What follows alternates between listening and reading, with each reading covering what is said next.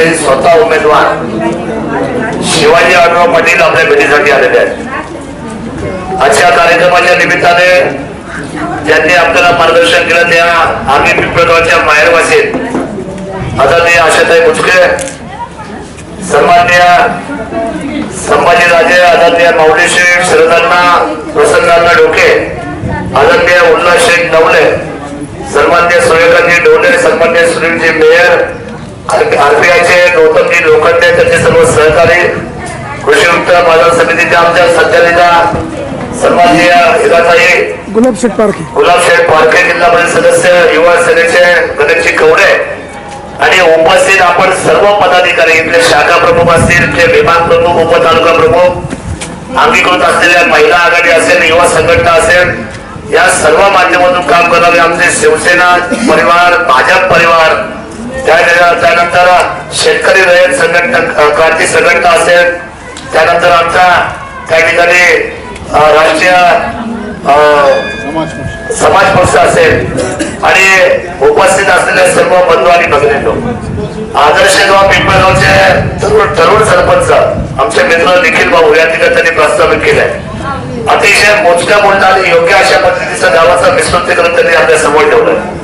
दादा, या गावाला संगमाची भूमी म्हटली जाते आणि प्रभू रामचंद्रांचा आशीर्वाद खरं तर या भूमीला आहे आणि इथून फार मोठ्या पद्धतीचं म्हणजे उत्तर पुणे जिल्ह्यामध्ये सगळ्यात चांगली जर आपल्याला प्रभू रामचंद्रांची जयंती जर कुठली पाहिजे असेल तर ती माझ्या पिंपळगाव मध्ये अनुभवास म्हणजे आम्ही आता वारंवार पाहत आहे। त्या दिवशीच्या कार्यक्रमाला आमच्या कल्पनाताई होत्या, आशाताई, आम्ही सगळी मंडळी शिवसेना परिवार त्या ठिकाणी होतो आणि फार मोठ्या पद्धतीने म्हणजे माझ्या माहितीप्रमाणे 10 ते 12 हजार लोक या ठिकाणी इथे सामावून बसलेले होते। सुंदर कार्यक्रम झाला। एक गोष्ट नक्की आहे, या गावाला कष्ट करणाऱ्या आणि दिशा देण्याचं नाव आदरणीय कैलासवासी पुंडलिकांना खांडगे यांचं नाव घ्यावं लागेल आणि हल्लीच्या काळामध्ये त्यांच्या पाठीमागे खरं तर या गावाला दातृत्वाचा वसाने वारसा सुरेश वराडे आणि त्यांच्या बंधूंनी बरीचशी कामं आपल्या स्वतःच्या क्षण पैशातून केलेली आहे। या गावाला दिशा देत असताना अनेक सरपंच, उपसरपंचांनी आपलं स्वतःचं योगदान या ठिकाणी दिलेलं आहे आणि म्हणून या गावाला वेगळ्या पद्धतीचं अधिष्ठान आहे। या गावाचा विकासाची उंची अतिशय सुंदर झालेली आहे, मनोविलास चांगले आहे, गावाची लोक अतिशय चांगली आहे। मधल्या कालखंडामध्ये दादा तुम्ही जबाबदारी सांगितली, 2 वेळा तुम्ही सुद्धा दिल्लीवर खालीचा बैठक घ्यायला आले, चंद्रकांत दादांना आग्रह केला आणि नाबार्डमध्ये सुरेशराव तुम्ही सर्वांनी नाव दिल्याप्रमाणे राजूशे आपलं म्हणणं होतं की आमचा माने मला आम्हाला आमचा वाटतो, आम्हाला एकत्र व्हायला पाहिजे, आम्हाला दळवळ व्हायला पाहिजे आणि अनेक वर्ष गेले पुंडलिकांच्या काळापासून हे जोडलं जावं अशी अपेक्षा सर्वांची होती रामभाऊ, परंतु या शासनाला खरं मानलं पाहिजे। या शासनाने निश्चितपणे निर्णय करत असताना आमच्या सर्वांची भूमिका समजून घेतली। 2 वेळा बैठकीमध्ये दादांनी सुद्धा वारंवार त्या ठिकाणी भूमिका मांडल्यानंतर चंद्रकांत दादांनी नाबार्डमध्ये या कुणाला मंजुरी दिली आणि जवळजवळ हा 3 कोटीचा आणि संपूर्ण विस्तृत त्याचा खर्च वजाबाकी करून त्याचा जर निविदा सदस्याची रक्कम पाहिली तर 2,64,00,000 रुपये या पुलाचे मंजूर होऊन त्याचं काम चालू होत आहे आणि आपलं सर्वांच्या डोळ्याचे स्वप्न जे आहेत ते स्वप्न पूर्ण होत आहेत। त्याचं कारण असं आहे, तुम्ही मागणी केल्यानंतर अनेक वर्षाची भूमिका घेऊन आम्ही सगळी मंडळी काम करत होतो, जे काही बाकी सर्व रस्ते आपण केलेलेच आहेत। या चौकासाठी पैशाची भूमिका असेल, अंतर्गत गटवासाठी असेल, दादांनी सुद्धा आता काही फंडा पुस्तक दिले, औषधांनी काही कामं केली असतील, पण एक गोष्ट निश्चित आहे, पिंपळगाव स्वतःच्या असलेल्या कष्टापासून तर सरकारच्या दरवाजापर्यंत सतत विकासाची आपली भूमिका घेऊन पुढे आलेला आहे आणि म्हणून उद्याच्या निवडणुकीमध्ये शिवाजी आढळराव पाटील आपल्याला का पाहिजे तर शिवाजी आढळराव पाटील सगळ्यात सोपे आहेत आणि मतदारसंघामध्ये 15 वर्ष बाहेर होऊन आहे।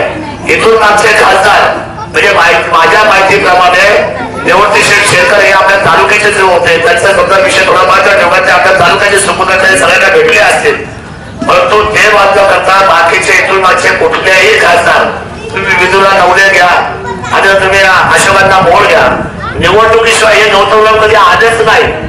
याची निवडणुकीची पद्धतच वेगळी, पण त्या खासदाराला भेटायचं समजा जाऊन अशोकांना मोडला आणि हिमाचल गडकरी मला किस्सा सांगितला, एक कामासाठी त्यांच्याकडे गेलो सकाळी आणि त्यांनी विचारलं तुम्ही वल्लभ शेठला विचारून आले का?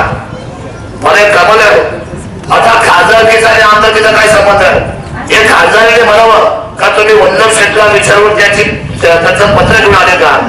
आजपर्यंत 15 वर्षामध्ये शिवाजीराव आढळराव पाटलांनी कुठल्याही कार्यकर्ता तो कुठल्या पक्षाचा आहे, किंबहुना तो कुठल्या जातीचा आहे, किंबहुना तो कुठल्या बाबतीमध्ये मतदान दिल्या गावाने पुढे केलं कमी केलं जास्त केलं कधीही विचारलं नाही.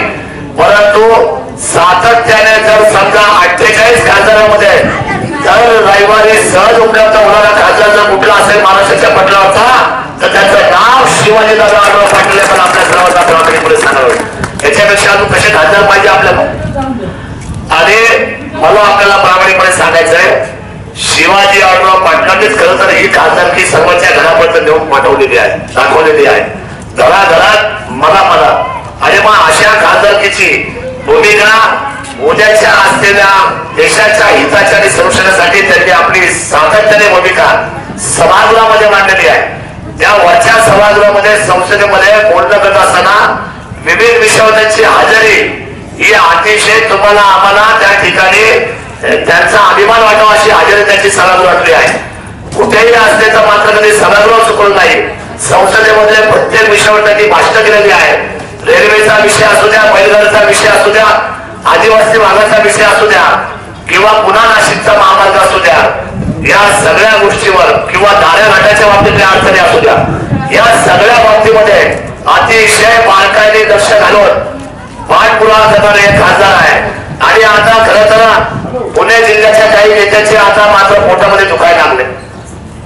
आकाश तयार झाला. त्याचं कारण असं आहे, त्यांना असं वाटतं की आता शिवाजी आढळराव पाटील जर चौकार मारला तर पुणे जिल्ह्याच्या खासदारकीचं नाव हे सुवर्ण अक्षराने आमच्यापेक्षा पुढे लिहिलं जाईल आणि ते नाव असणार आहे चौकार मारणारे खासदार शिवाजीराव आढळराव पाटील हे नाव बोललं आहे. त्याच्यामध्ये आकाश तयार झाला, पेटी तयार झाली, जलसी तयार झाले, मत्सर तयार झाला. शेवटी त्यांनी ठरवलंय सर्वांनी की या शिवाजीराव आढळराव पाटलांना चौकार मारून द्यायचा आहे. आपण ते सगळ्या नेत्यांनी ठरवून होतं काय, ही लोकशाही आहे. डॉक्टर बाबासाहेबांनी दिलेली लोकशाही आहे, छत्रपती शिवरायांनी दिलेली ही स्वराज्याची लोकशाही आहे. आणि म्हणून इथे जनतेच्या ज्या मनामध्ये येतं तोच लोकशाहीचा विजय असतो. आणि मला खात्री आहे की या वेळेला शिरूर लोकसभेच्या 6 तालुक्यातल्या 22.5 लाख लोकांनी ठरवलंय की शिवाजी आढळराव पाटील एक शेतकऱ्यांचा मुलगा, एक सर्वसामान्य शेतकरी कुटुंबातून आलेले खासदार की ज्यांनी गरिबीपासून तर पार्लमेंट आणि पार्लमेंट ते अमेरिका हा प्रवास ज्यांनी सातत्याने जनमानसामध्ये उभा केला आहे, अशा व्यक्तीसाठी या संपूर्ण निवडणुकीची जबाबदारी आता जनतेने खात्यावर घेतलेली आहे. प्रत्येक जनता म्हणते की आम्ही शिवाजी आढळराव पाटलांच्या पाठीमागे आहोत. आणि मला माझी मनोदेवता सांगते, मी सुद्धा 15 वर्ष या मतदारसंघामध्ये जिल्ह्यामध्ये काम करतोय, राज्यामध्ये काम करतोय. आणि माझी मनोदेवता सांगतोय अतिशय सुस्पष्टपणे भूमिका आहे लोकांची. काही जरी झालं तर या वेळेला खणखणीत चौकाराचा विजय हा शिवाजी आढळराव पाटलांना द्यायचा आणि त्यांना उद्याच्या केंद्रामध्ये केंद्रीय मंत्रिमंडळ म्हणून त्यांना त्या ठिकाणी अभिषेक करून पाठवायचा आहे. ही भूमिका आता शिरूर लोकसभेची त्या ठिकाणी उंचीवर गेलेली आहे.